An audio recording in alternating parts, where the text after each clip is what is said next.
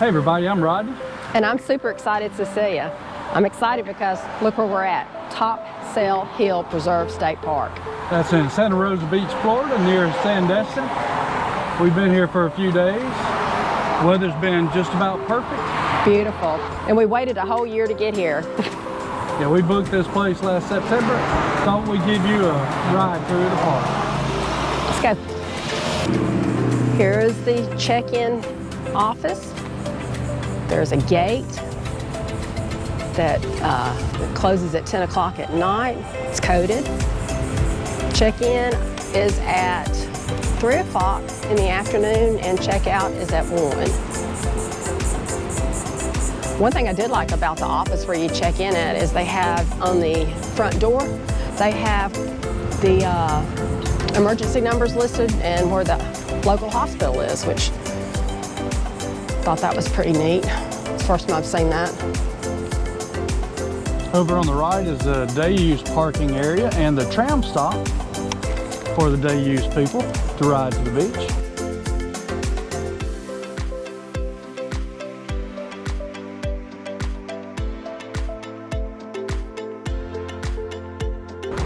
Over here is one of the 3 lakes that they have on site. They have Campbell Lake, Morris Lake, and a lake called No Name. I'm not sure which one this one is, do you know? I don't know. I do know that over there beside it there's a little amphitheater area, so that I'm supposing they must have some entertainment every now and then. We have been here a couple, 3 days already, and I don't think they've had any entertainment. But of course, school's back in session now, and they're not as, I would say they're not as crowded, but they're packed.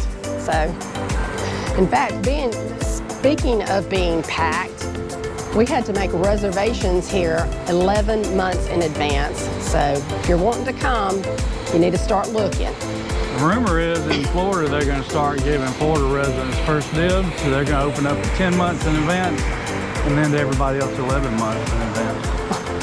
We may never get to come back. We may never get to come back. Enjoy it while we're here. Over here on the left is their camp store, and they also have a cute little coffee shop. They have great iced coffees, and every other Tuesday they have outdoor entertainment with a food truck. They also have beer and wine.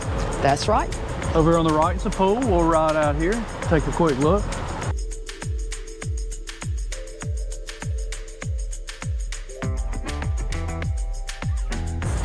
The pool is relatively small, but I guess they imagine you'll be at the beach most of the time.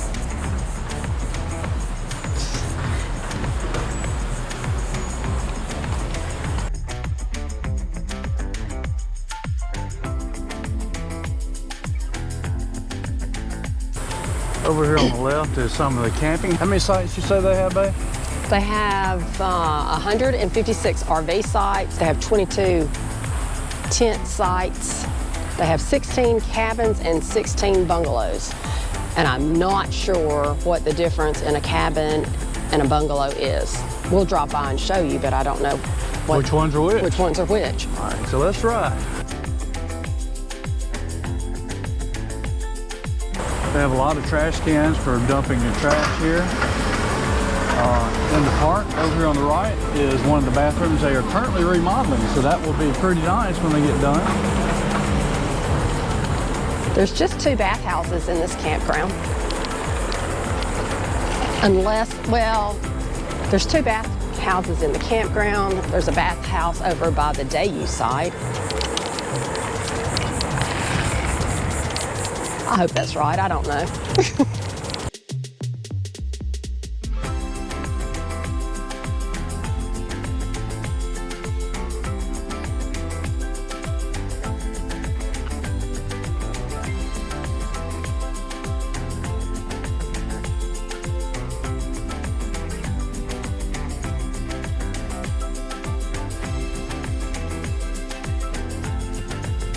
We're pulling in the loop that we're on. They have back-end sites around the edges. They have pull-throughs in the middle.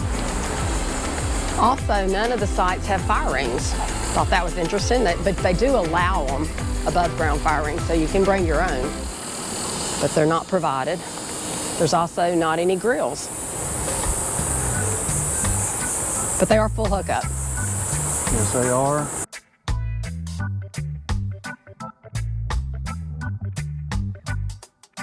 One thing I like about this is nestled right in between Henderson Beach State Park and Grayton Beach State Park. It's 10 miles to the west to get to Henderson Beach and 10 miles to the east to get to Grayton Beach. And it's not far at all from Destin. However, that being said, this is the only one that would fit our camper. Henderson Beach State Park has no sewage and they can't handle anything over 40 feet. Grayton Beach State Park does have sewage, but again, I don't think they can handle a 42-foot rig. Yeah. Those tires are looking a little flat. Oh, thank you. That's because I'm a little heavy. The back one, I think. Yeah, probably. It is. Thank you. Okay, let's keep going. That was funny. Dude, that's a keeper. Yeah. It's because I'm a little heavy. I think yours is okay. Keep going. Some of the sites here are concrete. Some of the sites are crushed iron. And some of the sites are busted concrete like ours, Yeah. which made for an interesting leveling up. Now our loop, you can go through that path right there to the bathroom.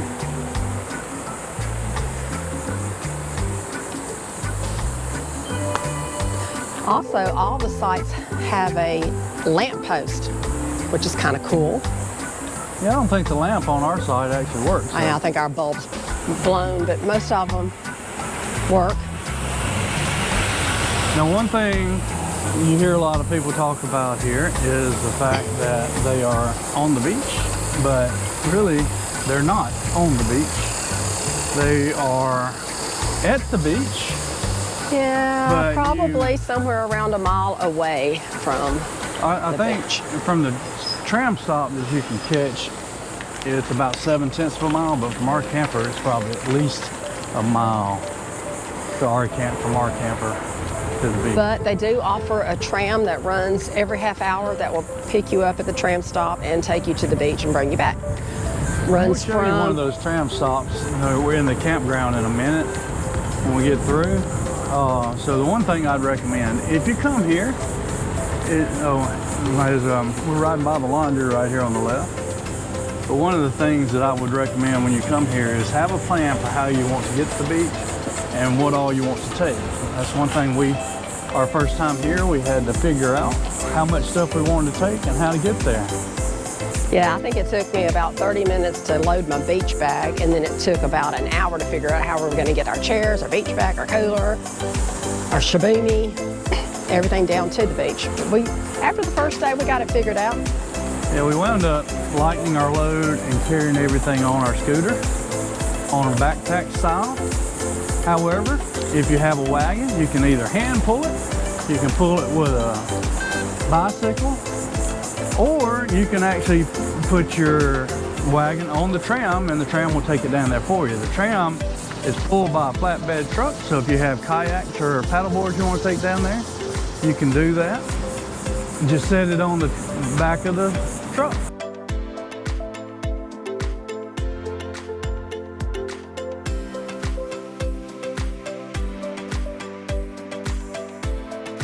So as you see, we're swapping scooters because my husband weighs twice as much as me. Just Yeah, and that tire looks flat, so So he's gonna put me on the scooter with a flat tire. it doesn't wear it out as quick till I air it up.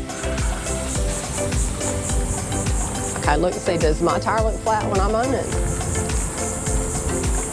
It's probably not near as flat as it was with me on there. Okay. So straight across here is the bathhouse that we would be using. Here's the playground right here on the left. They actually have two playgrounds. And the primitive camping is on the left right there. The tram stop is up here in front of us. They have 3 tram stops, one up where you check in at, and one here, and then of course the other one is down by the beach. They do have parking here beside the tram stop too, so if you had to drive up here and bring all your stuff, you could do that. And you can see these people over here Waiting on the tram. So we're going through the area now with the cabins and yurts. No yurts. No yurts. Just Bungalows. bungalows. And I'd have to really ask somebody what the difference is. Maybe bungalows are bigger. They all look alike. But like I said, they've got 16 each of the bungalows and the cabins, so that's a pretty good bit of cabins. So if you wanted to come here and experience the beach and Destin, Santa Rosa area, this would be, and you don't have an RV, these look pretty nice.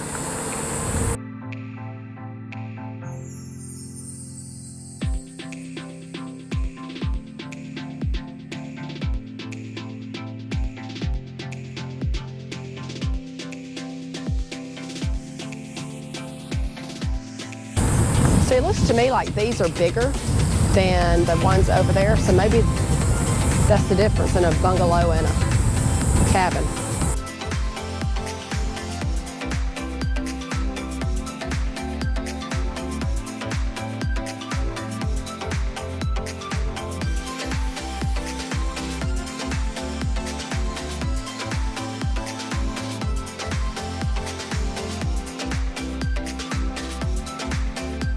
I don't know if Cecilia mentioned, she mentioned the bathhouses a while ago. The primitive campground has its own bathhouse too. I don't know if she mentioned that or not. I believe I said there was 3. No, I was wrong. I was wrong. One at the beach. There's one at the beach, one in the day use area, 2 in the campground, and 1 in the primitive. Oh, I was wrong on all counts. I don't say that very often, do I? Not very often. I'm usually the one that's wrong. Or at least I'm the one who will say he's wrong. I did say that there weren't any fire rings in the RV site, which is true, but in the tent sites, they do provide fire rings. And there is the tram. Yes. They're loading up. You can see people loading their stuff on there. Yeah. So you can load yourself on the back of the flatbed, or you can put it up there where you're sitting if there's room. They run from 9 in the morning to 7 at night, every 30 minutes. The last pickup is at 7, so if you don't catch it by 7, you're going to be walking back. It's a long walk when you're carrying your beach gear. Heading down to the beach now.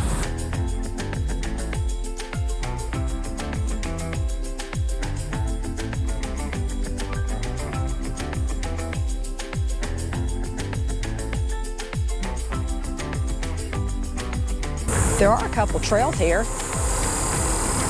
According to their booklet that they give you when you check in, they have 17 miles of trails, but we haven't hiked any of them. It's just been too hot and humid. Yeah, Cecilia has a goal to reach 200 miles by the end of the year of actual Hiking miles. Hiking miles. I'm up to 154, I think, 154 The problem miles. here is it's been so hot and humid, you just don't want to get out and do anything except go to the beach, which And- we've done a lot of. And stay in the water at the beach.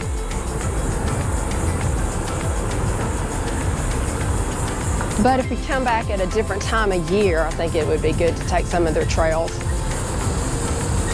We use the All Trails app, and according to them, there's 2 trails within this state park, but according to the pamphlet that they give you when you check in, there's about 5.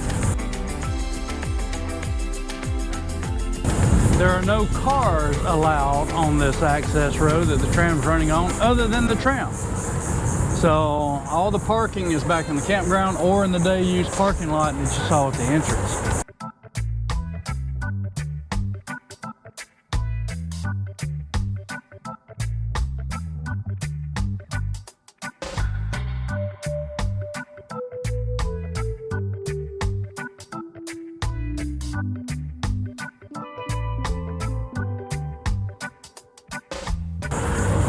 Mentioned No Name Lake, so here's where you would split off the trail to go to No Name Lake. We haven't been down there yet, but we may do it later. We might.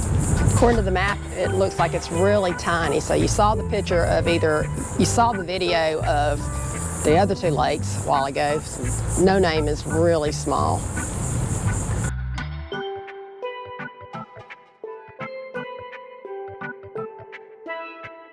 Look, honey, we have another red flag today. I don't know what the waves look like. Let's go take a look. You can see all the bicycle parking over here on the left. People riding their bikes here, pulling their little trailers to drag their stuff. Yeah. Even when you get here, it's still a pretty good walk out the boardwalk to get to the beach. We need to park because we can't take our scooters to the boardwalk. Again, that's the last tram stop. That's tram stop number 3 by the bathroom at the beach.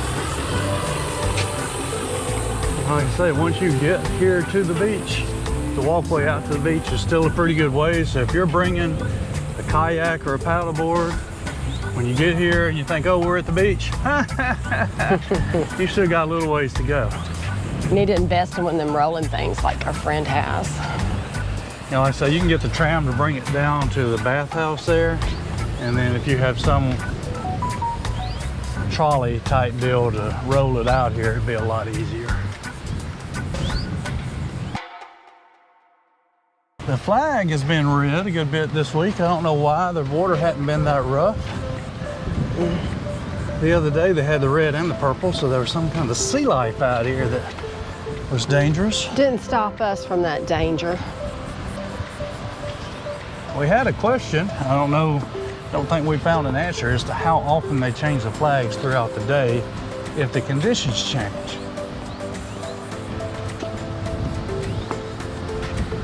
We're pretty much determined that they don't change it. It's always red.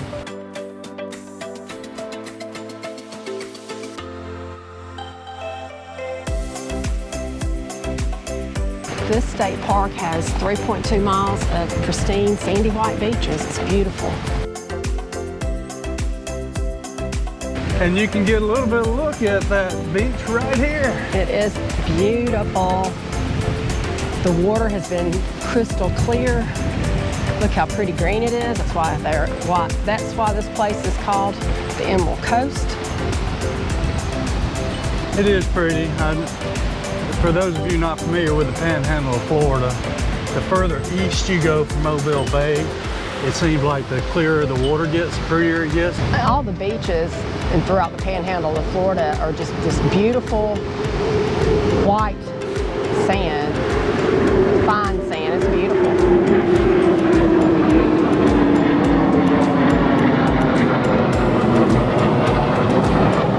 Thunderbirds or something? You do get to see a lot of fighter pilots flying by here because the Air Force Base is in Pensacola, which is close by. Cecilia was saying, Oh, I was saying how beautiful this white sand is, and all throughout the panhandle of Florida, it's pretty much the same sand. yeah, so the one thing that's different is the further east you get from Mobile Bay, it seems the clearer the water gets, the prettier the water. That pretty much concludes our ride through. We thank you for hanging with the Harrises. Topsail Hill Preserve State Park is a beautiful park to visit.